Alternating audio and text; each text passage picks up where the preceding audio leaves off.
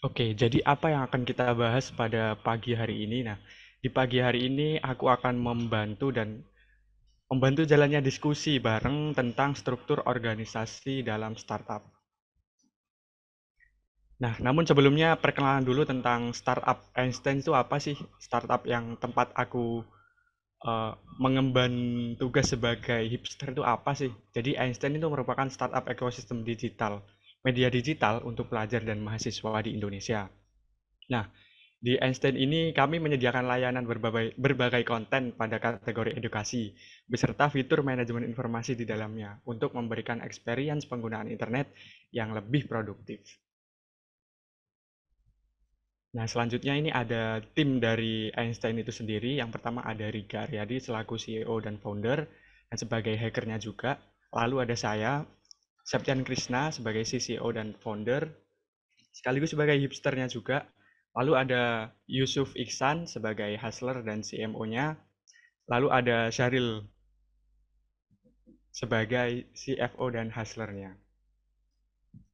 Mungkin perkenalan singkat lagi tentang aku. Jadi fokusku adalah di bidang kreatif. Jadi sesuai dengan di Einstein ya sebagai hipster. Jadi aku adalah fokusnya di bidang kreatif terutama di musik dan videografi dan aku lebih ranah kerjanya cenderung ke bagaimana aku menyajikan suatu produk itu biar bisa dilihat menarik oleh orang lain seperti itu. Nah, pada materi kali ini apa saja yang akan kita bahas? Jadi outline-nya yang pertama adalah kita akan membahas tentang pentingnya struktur organisasi startup. Lalu nanti kita akan bahas juga tentang tim yang umum dalam startup. Lalu kita juga bahas tentang posisi penting dalam startup dan yang terakhir ada jenis-jenis struktur organisasi dalam startup. Nah, kita langsung saja masuk ke poin yang pertama yaitu tentang pentingnya struktur organisasi dalam startup. Ya, jadi seperti yang kita ketahui ya, dalam suatu organisasi atau ketika ada suatu project itu pasti ada susunan organisasinya. Kalau biasanya kita kenal dalam organisasi itu pasti kan ada ketua, terus mungkin ada wakil, secara umum itu kan ada sekretaris, bendahara. Nah, itu mereka mempunyai tugas masing-masing. Tapi dari tugas masing-masing yang berbeda-beda itu, mereka bekerja bersama untuk mencapai tujuan organisasi itu. Nah, dalam startup juga sama. Jadi sebenarnya apa sih struktur organisasi itu? Struktur organisasi merupakan sistem yang menguraikan bagaimana kegiatan-kegiatan dalam perusahaan diarahkan untuk mencapai tujuan perusahaan. Kegiatan ini dapat mencakup aturan, peran, dan tanggung jawab. Nah, jadi dalam suatu organisasi itu terdapat struktur-struktur di mana masing-masing struktur itu mempunyai aturan, peran, dan tanggung jawab yang berbeda-beda. Tapi meskipun berbeda-beda, tetap pada tujuan awal mereka, yaitu tujuan organisasi itu sendiri. Nah, organisasi ini juga membantu suatu perusahaan untuk tetap efisien dan fokus. Ibaratkan kalau misalkan kita diri sendiri ya, lalu dihadapkan dengan banyak kegiatan atau project di mana kita harus multitasking itu kan agak susah ya. Mungkin lebih efisien dan lebih fokus kalau misalkan kita cenderung fokus ke satu hal. Dan mungkin kalau misalkan dalam suatu organisasi, di mana organisasi itu pasti bergeraknya dalam berbagai berbagai bidang dan mencangkup banyak hal ya, melibatkan banyak orang juga. Nah, agar lebih efisien dan fokus tujuan organisasi itu, maka diadakan struktur organisasi. Dan struktur organisasi ini juga menentukan bagaimana informasi mengalir antara antar level dalam perusahaan. Jadi kalau misalkan cuma satu orang itu kan berarti semuanya nanti masuk ke satu orang itu, semuanya diolah ke satu orang itu. Nah, itu akan cenderung kurang efisien dan susah untuk menentukan fokusnya. Jadi ketika ada struktur organisasi ini, informasi-informasi yang mengalir akan masuk ya sesuai dengan aturan, peran, dan tanggung jawab yang sudah didefinisikan di awal. Jadi nanti kedepannya secara kinerjanya akan lebih struktur. Lalu mengapa struktur organisasi itu penting? Nah, ada penelitian menunjukkan bahwa hanya 10% organisasi yang berhasil menyelaraskan strategi mereka dengan desain organisasi mereka. Maka dari itu perlu pemimpin memahami struktur organisasi apa yang mereka perlukan. struktur organisasi khususnya bagi startup yang kurang dalam pengalaman harus dibuat menyesuaikan bisnis model dan sumber daya yang dimiliki. Jadi uh, tidak semerta-merta kita langsung menentukan struktur organisasi dalam suatu organisasi maupun startup, tapi kita juga harus memperhatikan kebutuhan kita itu apa gitu, dan bagaimana organisasi kita itu bergerak ke depannya.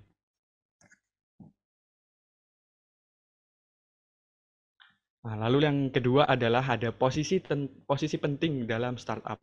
Jadi di startup ini ada beberapa posisi penting ya, mungkin ibaratnya harus ada lah sebagai pondasi bagaimana startup itu mulai dari awal berdiri itu sudah kuat. Jadi yang pertama ada susunan 3H startup team, yaitu 3 kepribadian penting dalam sebuah startup. Apa saja itu? Jadi yang pertama ada hacker. Hacker adalah pemecah masalah, karena mereka yang merancang produk pastinya mereka berusaha membuat produk terbaik. Hacker biasanya menangani pengembangan produk. Jadi kalau misalkan di teknologi ya, ini hacker adalah yang bertugas di belakang menyusun sistem ibaratnya codingannya itu seperti apa sebelum nanti menjadi visual seperti itu. Lalu ada hustler. Hustler adalah pemimpin kelompok. Mereka menetapkan tujuan dan memastikan setiap kelompok mencapai tujuan itu. Mereka dituntut baik dalam mempromosikan, berbagi, dan menyempurnakan produk akhir. Hustler adalah garda terdepan dalam menjalankan bisnis.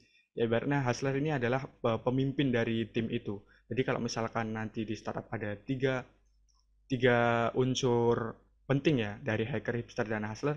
Nah, hustler inilah yang berfungsi sebagai pemimpin. Nah, lalu yang terakhir ada posisi hipster. Hipster ini membawa energi kreatif ke tim. Mereka memastikan produk akhir terlihat cantik dan berfungsi dengan baik. Biasanya hipster mengurus hal desain, marketing. Nah, jadi di hipster ini bagaimana suatu produk yang sebelum nanti terjun di pasar itu memiliki tampilan yang menarik dan cenderung banyak diminati oleh masyarakat. Jadi yang pertama ada hustler tentang bagaimana suatu tim itu dipimpin. Hustler ini yang memimpin dan mengatur masalah secara alur organisasinya seperti apa. Lalu hackernya ini adalah orang yang bertugas secara sistem di belakangnya, dan hipster ini adalah orang yang bertugas secara kreatif, desain kreatifnya nanti tampilannya seperti apa ketika masuk ke masyarakat. Nah, selain 3H ada juga struktur C-suite atau C-level. Jadi yang pertama ada CEO, Chief Executive Officer, di mana posisi CEO ini merupakan posisi terpenting dalam startup, pemimpin di semua divisi di perusahaan.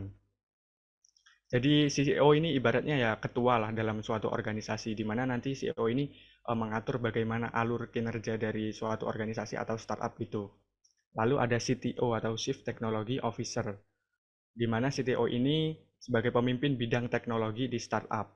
CTO memastikan teknologi tepat guna dalam mengembangkan bisnis. Lalu ada CFO atau Chief Financial Officer, mengatur semua transaksi keuangan di perusahaan. Posisi ini mengelola arus kas keuangan startup secara optimal.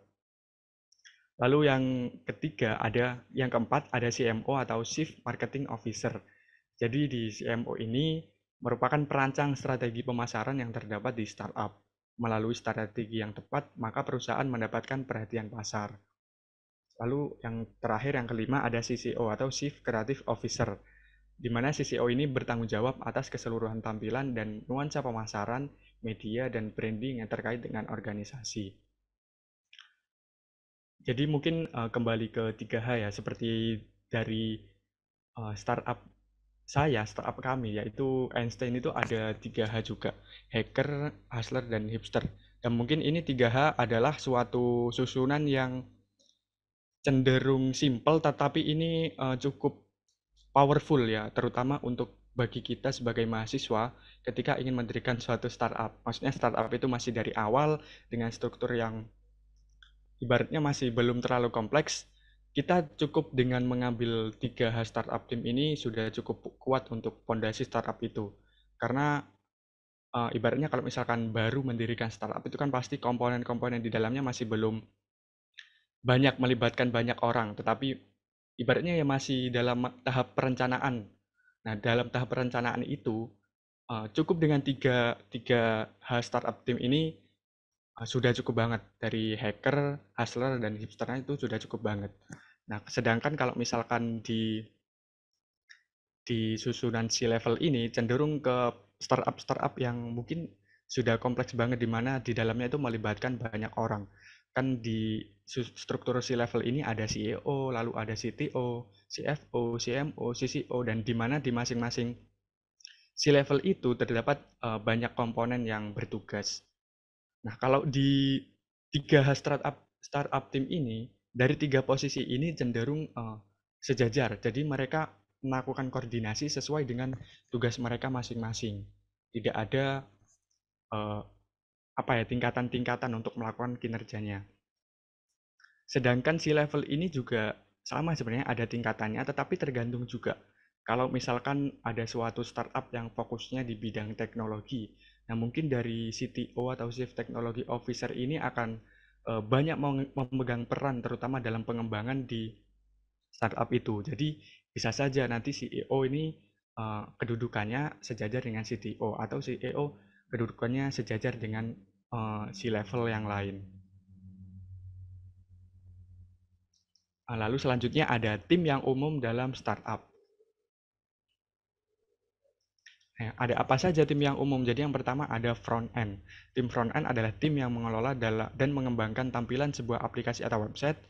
Adapun hal yang biasa dilakukan oleh front end developer yaitu mengkombinasikan teknik desain, teknologi, dan pemrograman untuk menghasilkan tampilan situs web yang menarik, interaktif, serta menangani debugging atau masalah yang terjadi. Jadi tim front end ini ibaratnya yang menghubungkan tampilan ini ke dalam codingan-codingan yang sudah dibuat ya, seperti itu. Lalu selanjutnya ada tim back end. Nah, tim ini sangat penting untuk pengembangan perangkat lunak karena bertanggung jawab untuk mengembangkan logika inti aplikasi dan berinteraksi dengan penyedia cloud, serta berinteraksi dengan front end melalui API endpoints. Struktur organisasi startup khas untuk tim back end adalah yang pertama ada leader team, lalu ada middle stack developers, dan terakhir ada back end engineer. Jadi ibaratnya back end ini yang bertugas di dalamnya, seperti yang kita lihat di Zoom ini ya. Misalkan kita pencet chat itu kan nanti kayak ada tombol putih, terus nanti bisa diklik, bisa ngechat. Nah, itu adalah tugas dari front end ya. Kalau misalkan front end tuh bagaimana tampilan ini bisa nyambung di coding yang dibuat oleh back end ini. Jadi di back end ini adalah orang yang mengurusi bagaimana sistem di dalamnya. Kalau misalkan ini kita lihat mau pencet tombol chat gitu ya di Zoom. Nah, bagaimana codingannya di dalamnya itu kan diatur oleh tim back end. Nah, lalu selanjutnya ada tim UI UX. Tim User Experience adalah tim yang bertanggung jawab untuk menyediakan pelanggan dengan pengalaman terbaik melalui desain yang cerdas dan estetis. Selain itu, ia berkolaborasi dengan tim ini lainnya untuk menyelesaikan tugas yang diberikan. Tim UX dalam model yang kami usulkan akan terdiri dari anggota tim sebagai berikut. Yang pertama ada UX Researcher, terus ada UX Designer, dan Front-End Developers, terus ada Lead Team. Kalau misalkan diibaratkan tuh UI dan UX itu bagaimana mereka mengatur tampilan-tampilan dalam suatu sistem ya, kayak misalkan ini di pojok kiri bawah itu ada tombol unmute, terus ada on cam, terus ada partisipan, terus ada chat dan lain-lain. Itu posisi-posisinya diatur oleh tim UI UX dan desain-desainnya juga. Bagaimana nanti suatu sistem itu ketika digunakan oleh pasar ya, oleh orang lain itu gampang dipahami dan gampang digunakan gitu. Nah, lalu selanjutnya ada tim kreatif. Tim kreatif merupakan tim yang bertanggung jawab dalam pengemasan produk dengan variasi ide kreatif hingga menjadi terlihat menarik dalam sudut pandang target pasar.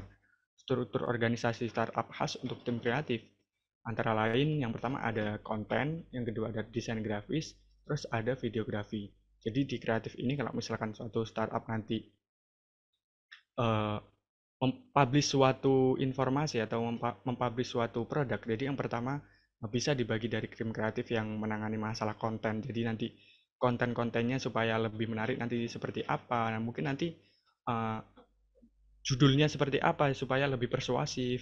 lalu ada desain grafisnya supaya lebih gampang diminati oleh orang lain itu seperti apa. Nah, mungkin nanti kalau misalkan ada videografinya, video kreatif seperti apa gitu, kalau misalkan ada video promosi atau video-video lainnya.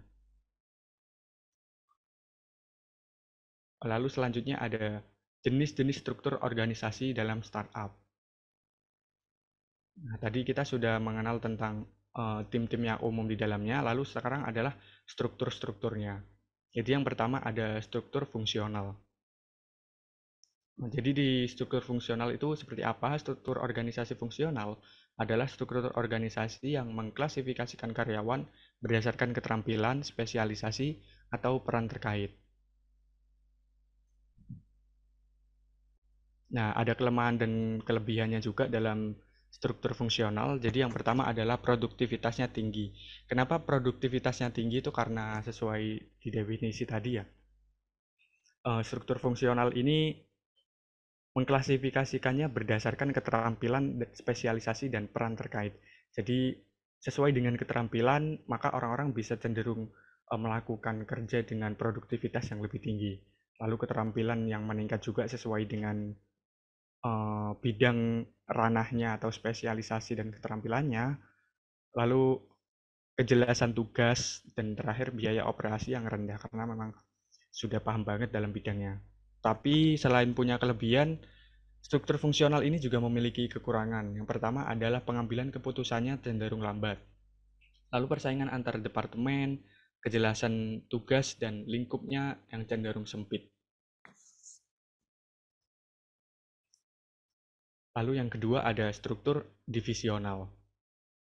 Jadi struktur divisional itu merupakan sistem yang menciptakan divisi untuk setiap fungsi organisasi seperti wilayah geografis atau lini produk. Jadi di dalam suatu organisasi atau startup nanti akan dibagi menjadi beberapa divisi-divisi. Nah, dalam struktur divisional ini juga mempunyai kelebihan dan kekurangan.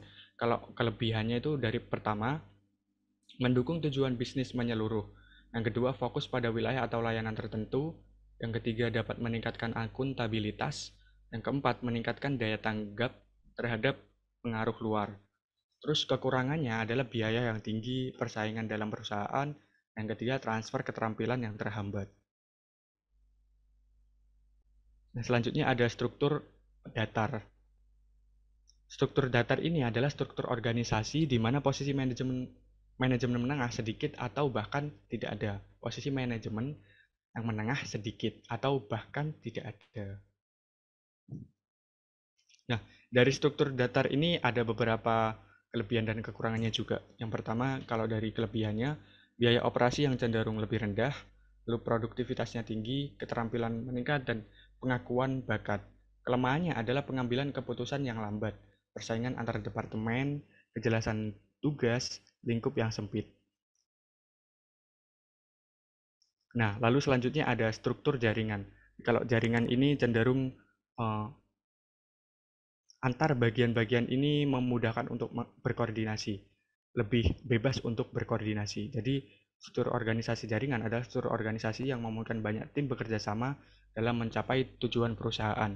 Jadi, tidak ada klasifikasi khusus atau tingkatan-tingkatan khusus. Jadi, di struktur jaringan ini dari masing-masing tim bekerja sama dan cenderung tidak terikat. Dari struktur jaringan ini terdapat kelebihan dan kekurangan. Yang pertama, kalau dari kelebihannya adalah lingkungan perusahaan yang sehat, kompetisi dan kolaborasi. Lalu yang kedua ada fleksibilitas yang tinggi. Dan yang ketiga ada efisiensi yang meningkat. Sedangkan kalau kekurangannya adalah tugas skala besar yang sulit diselesaikan. Lalu sulitnya pengawasan karyawan. Mungkin kedua ini karena cenderung ranah kerjanya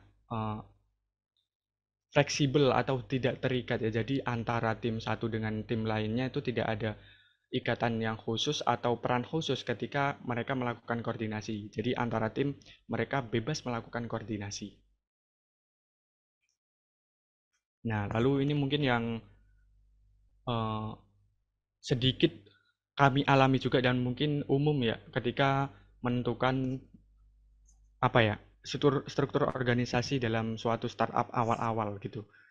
Jadi yang pertama study case-nya adalah tentang ketika ada suatu tim startup atau organisasi yang membutuhkan sumber daya tambahan.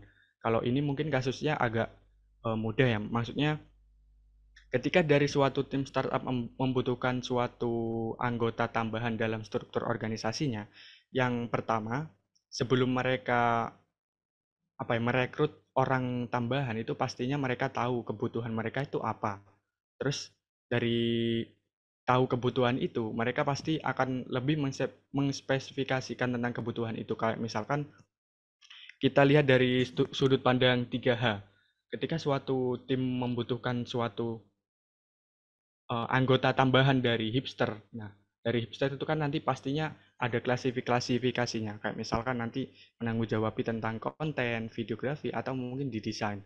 Nah, di situ, dari suatu tim pastinya ketika mereka membutuhkan sumber daya tambahan, mereka sudah tahu dan kira-kira ketika ada orang tambahan masuk itu akan cenderung fokusnya kemana. Nah, itu kan dari tim yang menentukan. Sehingga nanti ketika ada orang lain masuk, orang lain itu tinggal masuk ke bagian kosong dari tim itu. Lalu yang kedua mungkin tentang tersedia sumber daya tetapi di luar kebutuhan tim. Maksudnya adalah ketika suatu tim sudah dirasa cukup ideal tentang struktur startup atau organisasinya, di situ sudah mereka rasa sudah ideal lah tentang bagaimana mereka bekerja. Tetapi ada sumber daya lain yang mereka pikir ini sayang untuk dilewatkan gitu. Atau mungkin kasus yang kedua di mana sudah ada tim tetapi ingin mengajak orang lain, sedangkan orang lain yang diajak itu uh, tidak tahu kira-kira nanti mau masuk apa. Dan mungkin nanti memposisikannya ke orang lain dapat dilakukan dengan cara yang pertama. Kalau misalkan dari tim ingin memasukkan uh, seseorang, tetapi seseorang itu tidak tahu mau masuk kemana sendiri. Nah, itu agak susah ya. Mungkin dari tim bisa mengetahui kemampuan, potensi, dan ranah kerja dari orang tersebut. Pastinya ketika akan mengajak suatu orang gitu, untuk misalkan nih, uh, punya temen terus ingin mendirikan suatu startup. Nah, tapi bingung nih, kira-kira nanti mau dimasukkan ke tim mana? Nah, itu mungkin yang pertama adalah dengan mengetahui kemampuan, potensi, dan ranah kerja. Karena dari masing-masing orang itu, orang dalam pembentukan awal startup kan sudah kenal ya. Nah, itu bisa dilihat dari kemampuan, potensi, dan ranah kerja orang yang bersangkutan. Lalu yang kedua, mungkin untuk lebih memperjelas ranah kerjanya nanti seperti apa, bisa diberikan seperti trial project atau study case berkaitan dengan kendala yang mungkin terjadi dalam kinerja tim. Nah, di situ mungkin bisa dilihat bagaimana orang tersebut menyelesaikan permasalahan yang ada. Apakah solusinya nanti mereka cenderung ke koordinatif, mengedepankan koordinatif, atau mereka cenderung ke kreativitasnya itu seperti apa, memperhatikan penampilan atau seperti apa. Nah, mungkin itu bisa menjadi pertimbangan ketika orang lain bingung, ingin menambahkan oh, suatu startup ingin menambahkan orang lain, tapi orang lain yang bersangkutan itu bingung kira-kira mau dimasukkan ke apa. Nah, lalu membentuk tim atau struktur organisasi yang ideal. Bagaimana tipsnya? Jadi yang pertama adalah mengenali potensi diri, tujuan, dan kebutuhan tim.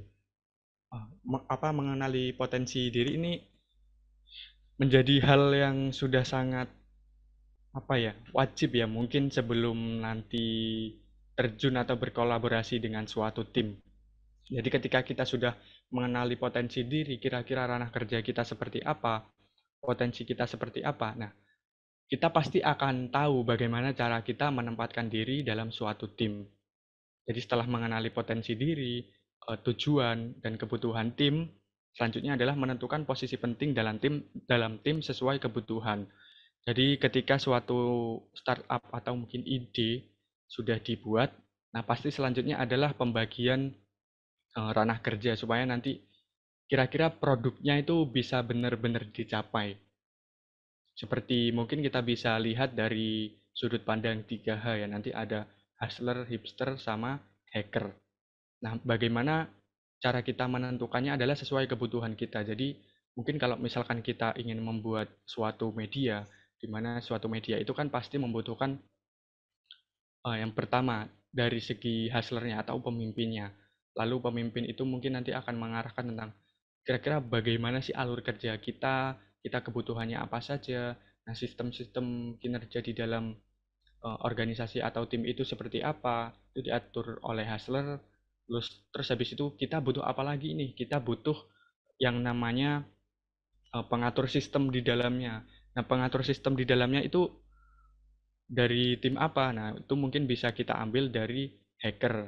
Nah, setelah kita sudah tahu susunan-susunan kinerjanya seperti apa, kita sudah merencanakan kira-kira nanti dari sistemnya itu seperti apa. Nah, kita pasti butuh tampilan yang lebih apa ya, lebih enak dipandang oleh masyarakat dan mudah diterima oleh masyarakat sekitar setelah dari hacker itu. Karena nanti kalau misalkan kita kerjanya cenderung ke banyak hal, misalkan satu orang fokusnya ke hacker, terus habis itu setelah merancang suatu sistemnya nanti seperti apa, coding-codingnya seperti apa, dia juga ditanggung jawab sebagai nanti desainnya itu seperti apa ketika dipublishkan, lalu dia juga mengatur kira-kira dalam tim itu ranah kerjanya seperti apa, susunannya seperti apa, itu kan akan cenderung kesusahan. Karena kalau misalkan kita lihat dalam apa ya pribadi kita sendiri, kayak misalkan kita multitasking itu kan untuk memaksimalkan suatu kegiatan agar hasilnya lebih maksimal itu kan agak susah. Jadi mungkin bisa kita maksimalkan hasilnya dengan memfokuskan ke salah satu kegiatan dengan membentuk posisi-posisi penting dalam suatu tim ini yang pastinya sesuai dengan kebutuhan kita.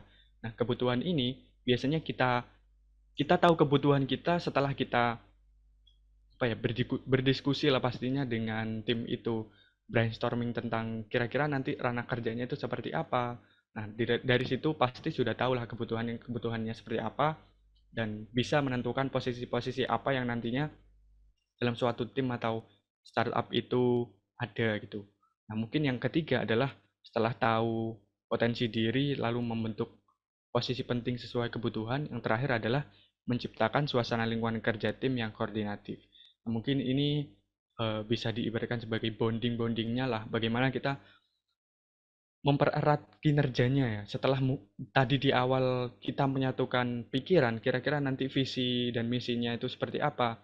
Pasti dari masing-masing orang kan berbeda-beda ya.